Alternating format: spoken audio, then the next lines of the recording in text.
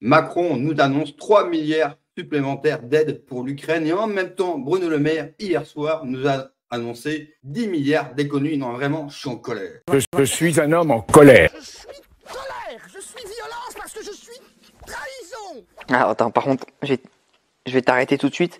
Je vais t'expliquer un truc, moi je suis un nerveux. Donc là, à tout moment, ça part en fait. Et voilà mon secret, Captain. Je n'ai jamais cessé d'être en colère.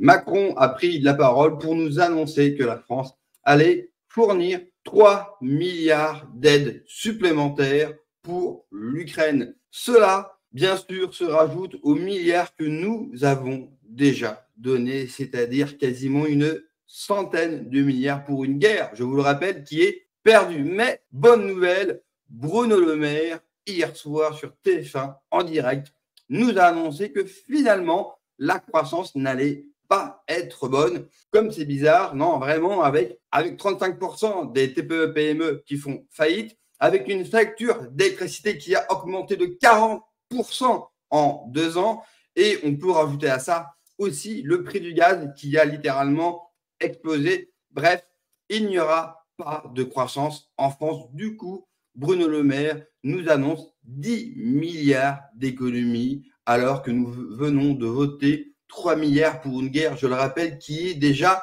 perdue. Alors, je vous le rassure, enfin, Bruno Le Maire vous rassure. Vous savez, Bruno Le Maire, celui qui avait promis de mettre l'économie russe à genoux. Alors, il n'avait pas menti, il s'était juste trompé de pays, c'était pas la Russie, mais la France qu'il allait mettre à genoux. Et on peut le constater chaque jour, nous sommes bien à genoux, nous n'avons absolument plus rien. Alors Bruno Le Maire, il nous a bien dit, il n'y aura pas de hausse d'impôts ou même d'impôts supplémentaires. Les 10 milliards d'économies seront prélevés sur l'État. Alors, mais pas pour Bruno Le Maire, pas pour les ministres, pas pour cette caste de hauts fonctionnaires, ça sera bien sûr sur nos services publics.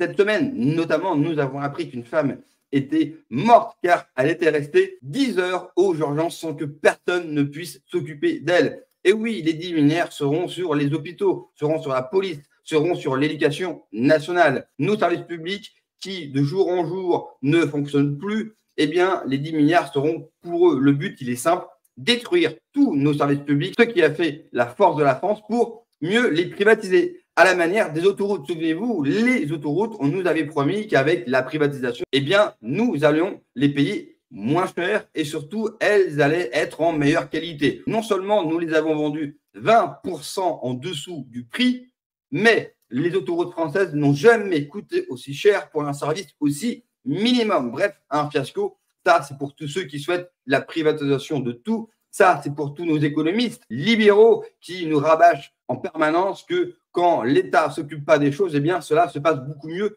La preuve, le but, il est simple, privatiser tout ce qui nous reste. BlackRock et d'autres sont à l'affût pour s'en mettre plein la fouille. Ce n'est pas à nos services publics de faire 10 milliards d'économies, mais c'est à l'État qui vit largement au-dessus de ses moyens. C'est à nos ministres, c'est à ce gouvernement de parasites qui vit avec notre argent. Ce ne sont que nos employés et ça, nous ne devons jamais l'oublier.